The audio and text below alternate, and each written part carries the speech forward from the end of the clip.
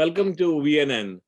We have with us two Toronto siblings, Artash, Nath, and Arushi, Nath, who are on their way to becoming international scientists of renown.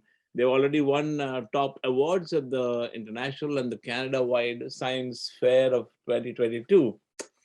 Welcome to VNN, Artash and Arushi. Thank you. It's great to be here. So tell us, I don't know what your project. I think Artash has a project that is what silence of the global oceans, measuring acoustic impact of the COVID-19 lockdowns. I don't know much about this scientific project, but tell us something about it. Yeah, sure. I'd be happy to. Yeah. So underwater in the darkest oceans, marine mammals use sound to communicate and navigate. An increasing global trade is increasing shipping traffic around the world. The propellers of these ships create underwater noise, whose frequency overlaps with the frequencies that marine mammals use to communicate and navigate, leading to stress and an increased collisions with ships.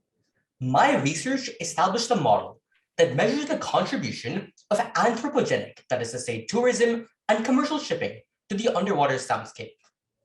It helps policymakers develop quiet ocean strategies. You mean to say, it is these underwater collisions between whales and ships, is that it? Is that what you mean? That's right. I think there's a lot of things like that happening in the Canadian waters. Yeah, in fact, the Canadian shores has one of the highest whale ship collision rates in the world. That's very bad because most of these whales are I think under the protected species. Yeah, that's right. Some of the species like the North Atlantic right whale, only 300 remain. And in the Atlantic Ocean, the southern resident killer whales, barely 70 are still left in the ocean. So what did your project do? How you measured these? How could you measure this? Oh, well, one of the causes of these collisions is the underwater noise from ships, because this noise interferes with the communication and navigation abilities of these marine mammals. So what my research does is that it measures the noise contribution from ships. And this information will help policymakers and governments to develop quiet ocean strategies. So this project won the silver medal, isn't it? It won a silver medal or a second place award in the environment category for the International Science Fair. Organized by the National Geographic? This award and this category was, yes, sponsored by the National Geographic. And then I think I understand that you'll be traveling to Lisbon and Portugal for a UN Ocean Conference? Yes, that's right. I have won an award which invites me to Lisbon to participate and attend the UN Ocean Conference coming up next month. Well, what are you going to speak there? What are you going to present a paper?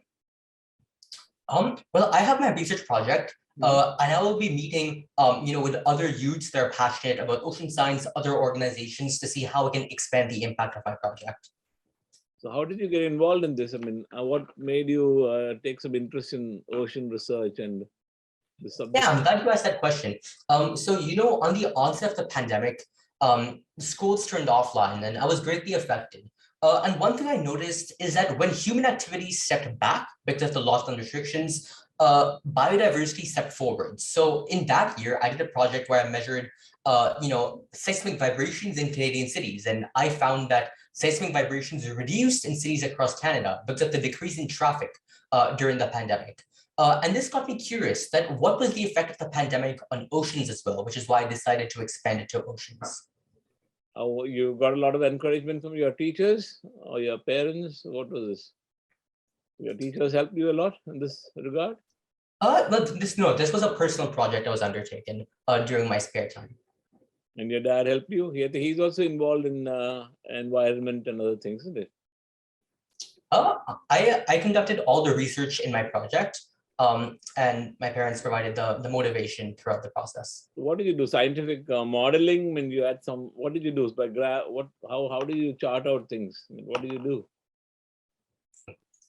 Chart out things. Well, throughout the methodology of my project, I had several steps to decide what methodology and process I would do to execute my research. So I based some of my methodology on previous research studies, visualized as Wen's curves, which demonstrate, the contribution of different activities at different frequencies underwater. So, that research showed that the noise caused by shipping traffic usually happens between 10 to 100 hertz. So in my methodology, I extracted the noise that was in this frequency band so I could understand the changes in anthropogenic noise. So where did you get the raw data from? I mean, from public domain available data, or from research done by others? Yeah, well, open source data does form the groundwork of my project, and I obtained this data from several sources. This includes government institutions, research institutions like Ocean Networks Canada. For the US hydrophones, some of them were provided by NOAA, the National Ocean and Atmospheric Administration. I also reached out to several other researchers around the world about my project to obtain more data and to get a global coverage. There's this Oceana Canada. You know them about them? Ocean Networks Canada. Okay. So you have contacts with them, huh? Yes. You're contacted with many researchers around the world, or I've connected with many. Yes, that's right. I've connected with many researchers around the world in the global community because ocean noise does not respect national boundaries. So I made sure that I could share my project and get feedback from researchers around the world. So in Lisbon, what will you be doing in Lisbon? Well, the Lisbon was more so I can expand the effect of my project, because right now I have hydrophone stations on the coast of US and Canada, as well as in Spain and New Zealand. However, as mentioned, shipping noise is a global problem. So one of the steps I want to take with my project is to expand it to the coasts of the Southern Africa, as well as South America, so we can have better ocean policies in these countries where they not exist right now. So have you been in touch with any government bodies, officials with this? Well, I have reached out, to my local government, and I do plan to talk with them and share the findings of my project. Oh, very good, interesting, very interesting. And what is your plan for the future then? Going to oceanic studies, Antarctic, Arctic, what's it? Yeah, there are several plans I have to expand my project. First, to implement it in other countries. I've already made all my code and methodology open source so that youths and students around the world can adopt my project for their locations. And we can come together to make a positive impact in the world and come up with annual reports on ocean noise. In addition, I also want to pursue the monitoring of the noise from marine mammals, such as dolphins and whales, because they emit sounds. And I'm working towards creating an algorithm that can detect the sounds from these marine mammals and conduct automatic censuses. So as you get older, I think you'll be more involved in this same subject, or branching out into something else? Well, I'm very interested in space, science, environment, robotics, and I'm especially passionate about applying my skills and technology for public good. So I will continue to work towards this main goal. Okay, very good. Now, Arushi, congratulations on your award. I think you won 5 awards, including a gold medal. Yeah, Youth Can Innovate Award, a Challenge Award, a Curiosity Award. That's very nice. What are you curious about? Excuse me? What were you curious about? What is this award for? Curiosity and Ingenuity Award. What is that? So my project is all about planetary defense, because planetary defense is an intergenerational problem, as asteroids can hit the Earth at any time, and we have seen that this has happened.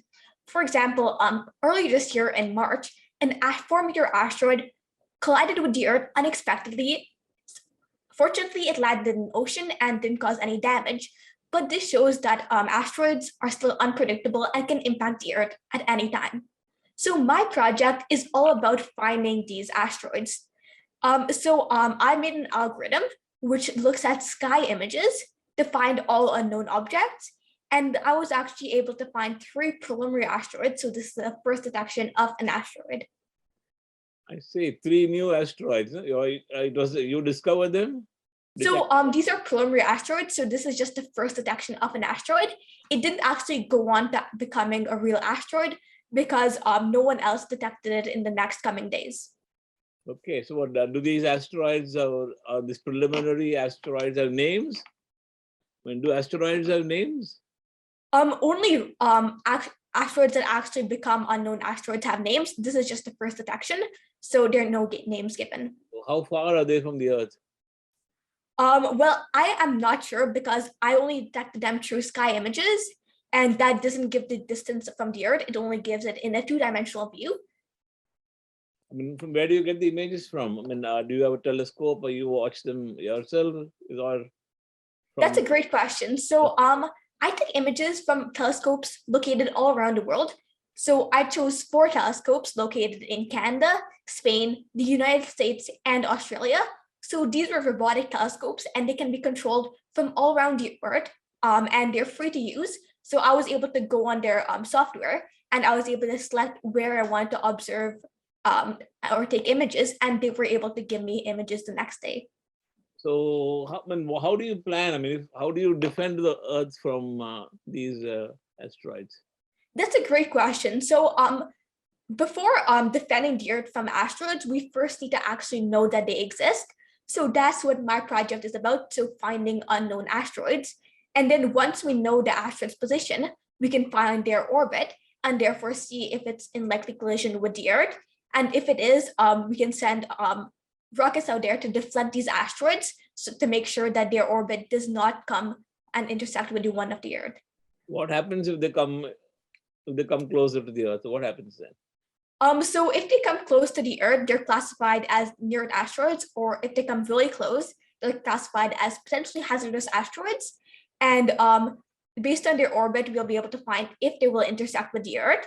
And if so, we do our best to try to deflect them so they do not intersect. How do you deflect them? Destroy them with a missile? Or, I mean, how do you do that? So unfortunately, that isn't a good method because then the little parts of the asteroid can come and impact the Earth, and that would just create even more damage. So what they do is they change the orbit of the asteroid very slightly by sending some object like a spacecraft to intersect it, and then slowly the orbit will change.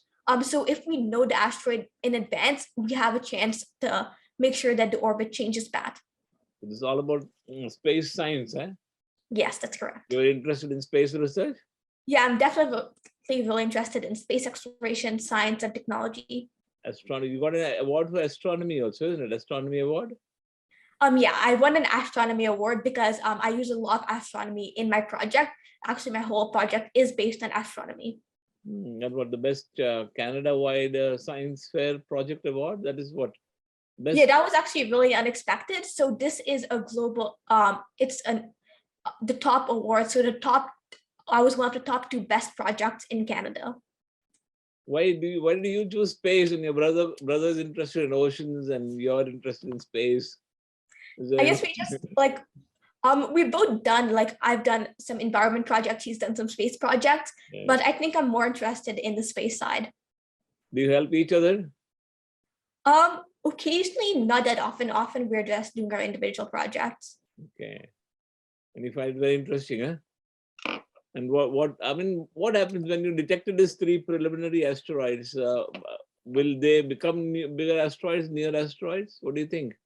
So no, these will not become go any further right now, because these detections, first of all, I use them on only sample images. And since they were not observed in the coming week, they discarded that as a false detection later on. So asteroids are not comets, isn't it? Comets are different. Excuse me? Comets, those are different, isn't it? Yeah, comets are different. So comets don't approach Earth. Comets, they sometimes approach the Earth, but they're not formed from our solar system. And often they would just approach our Earth once and then leave our solar system forever. Like Halley's Comet, yeah. And these asteroids, I mean, are there many asteroids that are circling around the Earth now? Yeah, there are actually a lot of asteroids, because asteroids are basically remnants from the formation of our solar system. Mm-hmm. So objects, and most of asteroids are found between Mars and Jupiter, because that's where the asteroid belt is.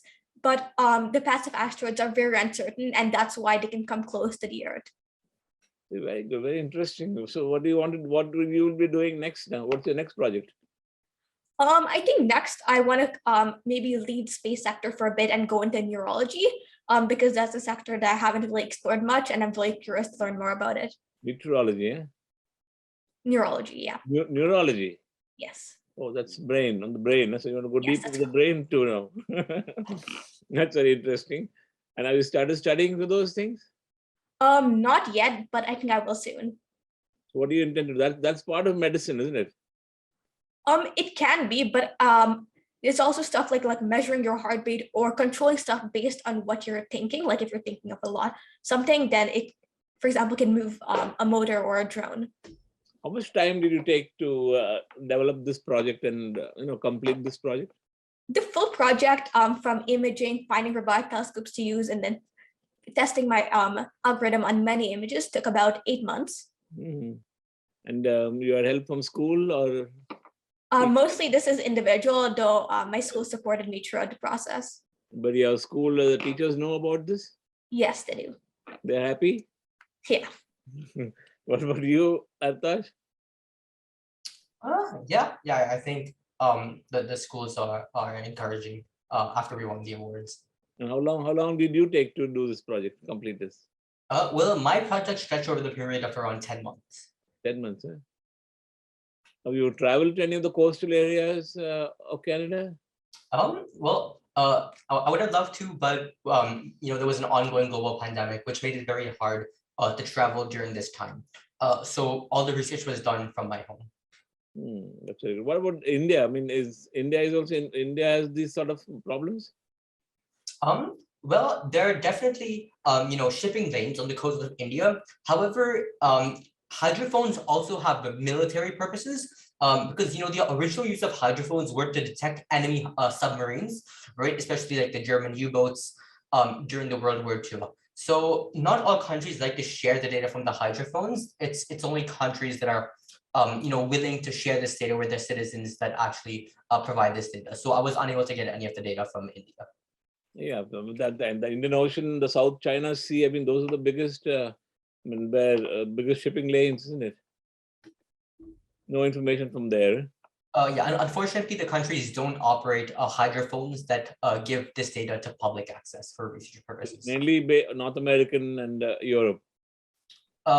Mainly, those are the countries that provide the open source hydrophone data. Yeah. So what's your next project?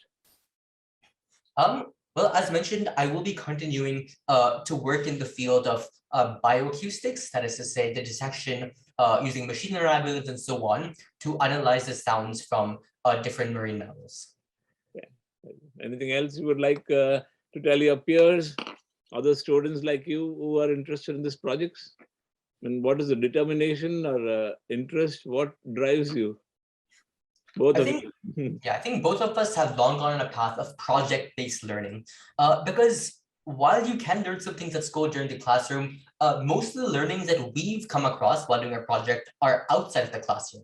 So it's really important, to find something you're passionate about and understand and learn about it on your own at home, since that is the best and one of the only ways to truly learn the subject.